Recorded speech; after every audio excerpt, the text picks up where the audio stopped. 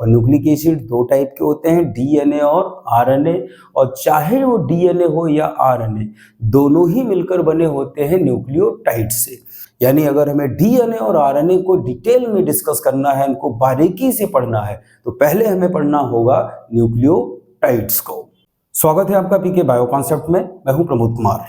आज डिस्कस करेंगे हम क्लास 12 बायोलॉजी के 5th chapter molecular basis of inheritance का पार्ट 1।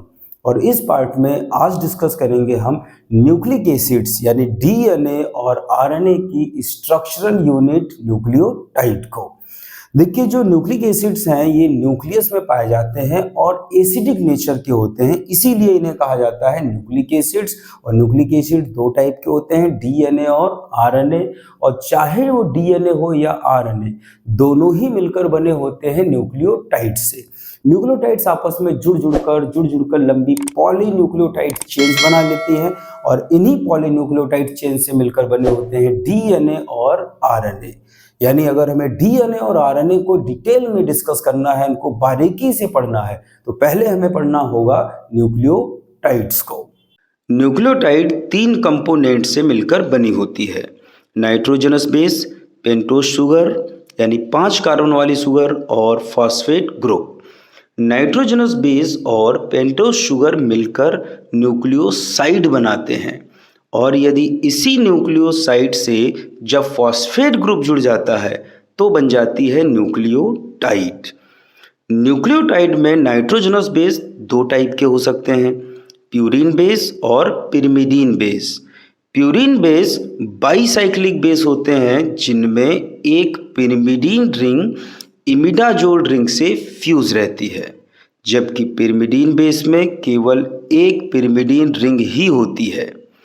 न्यूक्लियोटाइड में प्यूरीन बेस दो टाइप के हो सकते हैं, एडेनिन और ग्वानिन, जबकि पिरिमिडीन बेस 3 टाइप के होते हैं, साइटोसिन, थाइमिन और यूरेसिल। यूरेसिल और थाइमिन को जरा ध्यान से देखिए, इनमें केवल एक मेथिल ग्रुप का ही अंतर है। यानी अगर यूरेसिल में मेथिल ग्रुप ऐड हो जाए तो ये थाइमिन बन जाएगा, या थाइमिन से मेथिल ग्रुप रिमूव हो जाए तो ये यूरेसिल बन जाएगा। इसीलिए थाइमिन को मिथाइलेटेड यूरेसिल और यूरेसिल को डीमिथाइलेटेड थाइमिन भी कहा जाता है। डीएनए की न्यूक्लियोटाइड में एडेनिन, ग्वानिन, साइटोसिन और थाइमिन बेस पाए जाते हैं, जबकि आरएनए की न्यूक्लियोटाइड में एडेनिन, ग्वानिन, साइटोसिन और यूरेसिल नाइट्रोजनस बेस होते हैं। यानी डीएनए में यूरेसिल और आरएनए में थाइमिन एब्सेंट होता है। न्यूक्लियोटाइड का दूसरा कंपोनेंट है पेंटोज शुगर। यह भी 2 प्रकार की होती है, राइबोज शुगर और डीऑक्सीराइबोज शुगर। इनमें 3rd कार्बन पर अंतर होता है। यदि राइबोज शुगर के 3rd कार्बन से जुड़े हाइड्रोक्सिल ग्रुप यानी OH ग्रुप में से ऑक्सीजन हट जाए तो ये डीऑक्सीराइबोज शुगर बन जाएगी। डीएनए की न्यूक्लियोटाइड में डीऑक्सीराइबोज शुगर और आरएनए की न्यूक्लियोटाइड में राइबोज शुगर होती है। इसीलिए डीएनए यानी डीऑक्सीराइबोन्यूक्लिक एसिड की न्यूक्लियोटाइड को डीऑक्सीराइबोन्यूक्लियोटाइड कहा जाता है, जबकि आरएनए की न्यूक्लियोटाइड को राइबोन्यूक्लियोटाइड कहते हैं, क्योंकि डीएनए की न्यूक्लियोटाइड में डीऑक्सीराइबोज शुगर होती है और आरएनए की न्यूक्लियोटाइड में राइबोज शुगर होती है। अब बचता है न्यूक्लियोटाइड का तीसरा कंपोनेंट फॉस्फेट ग्रुप। यह वास्तव में फॉस्फोरिक एसिड होता है यानी H3PO4, जिसमें 3 हाइड्रोक्सिल ग्रुप्स होते हैं। अब जानते हैं ये तीनों आपस में किस तरह से जुड़े रहते हैं। तीनों कंपोनेंट यानी जो नाइट्रोजनस बेस है, पेंटोज शुगर है और फॉस्फेट है, ये कैसे जुड़ते हैं ये जान लेते हैं।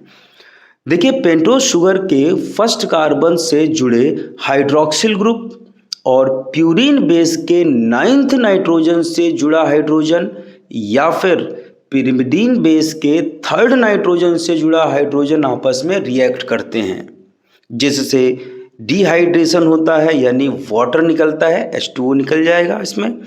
इससे शुगर के फर्स्ट कार्बन और प्यूरिन के 9th नाइट्रोजन, या फिर अगर बेसिए पिरिमिडीन है तो पिरिमिडीन के 3rd नाइट्रोजन के मध्य ग्लाइकोसिडिक बॉन्ड बन जाता है। इस तरह से बन जाती है न्यूक्लियोसाइड। ध्यान दें कि न्यूक्लियोसाइड में शुगर के फर्स्ट कार्बन से प्यूरिन बेस का 9th नाइट्रोजन जुड़ता है, जबकि शुगर के फर्स्ट कार्बन से पिरिमिडीन बेस का 3rd नाइट्रोजन जुड़ता है। अब तीसरा कंपोनेंट भी ऐड करते हैं। फॉस्फोरिक एसिड का जो ये OH ग्रुप होता है यानी हाइड्रोक्सिल ग्रुप, ये पेंटोज शुगर के 5th कार्बन से जुड़े OH से रिएक्ट करता है, जिससे डिहाइड्रेशन द्वारा एस्टर बॉन्ड बनता है और इस तरह से तीनों कंपोनेंट्स आपस में ऐड हो जाते हैं, जुड़ जाते हैं और बन जाती है न्यूक्लियोटाइड। न्यूक्लियोटाइड्स के स्ट्रक्चर को डिस्कस करने के बाद अब हम डिस्कस करते हैं टाइप्स ऑफ न्यूक्लियोटाइड्स। न्यूक्लियोटाइड में शुगर कौन सी है, राइबोज शुगर या फिर डीऑक्सी राइबोज शुगर। इस बेस पर न्यूक्लियोटाइड्स होती हैं दो टाइप की, राइबो न्यूक्लियोटाइड्स और डीऑक्सी राइबो न्यूक्लियोटाइड्स। वे न्यूक्लियोटाइड्स जिनमें राइबोज शुगर होती है वो कहलाती हैं राइबो न्यूक्लियोटाइड्स, और राइबो न्यूक्लियोटाइड्स पाई जाती हैं आरएनए में। और डीऑक्सी राइबो न्यूक्लियोटाइड्स वे न्यूक्लियोटाइड्स होती हैं जिनमें डीऑक्सी राइबो शुगर होती है, और जो डीऑक्सी राइबो न्यूक्लियोटाइड्स होती हैं ये पाई जाती हैं डीएनए में। डीएनए में 4 टाइप के बेस हैं, तो न्यूक्लियोटाइड भी 4 टाइप की होंगी। कुछ न्यूक्लियोटाइड एडेनिन वाली, कुछ ग्वानिन वाली, कुछ साइटोसिन वाली और कुछ थाइमिन बेस वाली। तो जो डीऑक्सी राइबो न्यूक्लियोटाइड्स होती हैं ये 4 टाइप की होती हैं। पहली है यहाँ पर डीऑक्सी एडिनोसिन मोनोफॉस्फेट। ये एडेनिन बेस युक्त न्यूक्लियोटाइड होती है।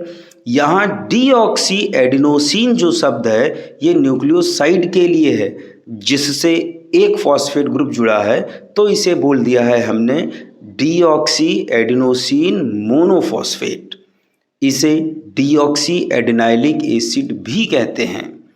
इसी तरह से ग्वानिन बेस युक्त न्यूक्लियोटाइड को डीऑक्सी ग्वानोसिन मोनोफॉस्फेट या डीऑक्सी ग्वानाइलिक एसिड कहते हैं।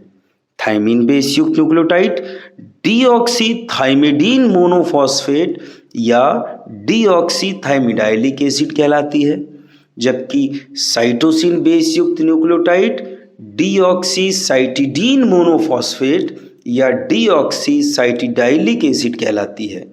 तो ये तो हो गई हैं डीएनए में पाई जाने वाली चारों टाइप की न्यूक्लियोटाइड्स। आरएनए में भी 4 टाइप की न्यूक्लियोटाइड्स होती हैं क्योंकि यहाँ भी 4 टाइप के बेस होते हैं, एडेनिन, ग्वानिन, साइटोसिन और यूरेसिल। आरएनए की न्यूक्लियोटाइड में जो डीऑक्सी वर्ड था जो कि हमने डीएनए की न्यूक्लियोटाइड्स के आगे लिखा था वो नहीं लगाएंगे क्योंकि यहाँ पर डीऑक्सी राइबोज नहीं बल्कि राइबोज शुगर होती है, तो हम न्यूक्लियोटाइड के नाम से पहले डीऑक्सी वर्ड नहीं लगाएंगे। यानी एडेनिन युक्त न्यूक्लियोटाइड को हम बोलेंगे यहाँ एडेनोसिन मोनोफॉस्फेट या एडिनाइलिक एसिड। इसी तरह ग्वानिन बेस युक्त न्यूक्लियोटाइड को बोलेंगे ग्वानोसिन मोनोफॉस्फेट या ग्वानाइलिक एसिड। साइटोसिन युक्त न्यूक्लियोटाइड जो होगी वो कहलाएगी साइटिडीन मोनोफॉस्फेट या साइटिडाइलिक एसिड। और थाइमिन तो आरएनए में होता नहीं है, यूरेसिल होता है, तो यूरेसिल बेस वाली जो न्यूक्लियोटाइड होगी वो कहलाएगी यूरिडीन मोनोफॉस्फेट या फिर इसे कहेंगे यूरिडाइलिक एसिड। तो यहाँ पर टोटल जो न्यूक्लियोटाइड के टाइप हो गए हैं वो 8 टाइप हो गए हैं। 4 टाइप की न्यूक्लियोटाइड डीएनए में और 4 टाइप की न्यूक्लियोटाइड आरएनए में। लेकिन शुगर के बेस पर 2 टाइप की न्यूक्लियोटाइड, राइबो न्यूक्लियोटाइड और डीऑक्सी राइबो न्यूक्लियोटाइड्स। उम्मीद है आपको न्यूक्लियोटाइड का कॉन्सेप्ट क्लियर हो गया होगा। नेक्स्ट पार्ट में हम डिस्कस करेंगे कि ये न्यूक्लियोटाइड्स किस तरह से आपस में जुड़ जुड़कर पॉलीन्यूक्लियोटाइड्स चेन्स बना लेती हैं। तो मिलते हैं हम नेक्स्ट पार्ट में पॉलीमराइजेशन ऑफ न्यूक्लियोटाइड्स के साथ।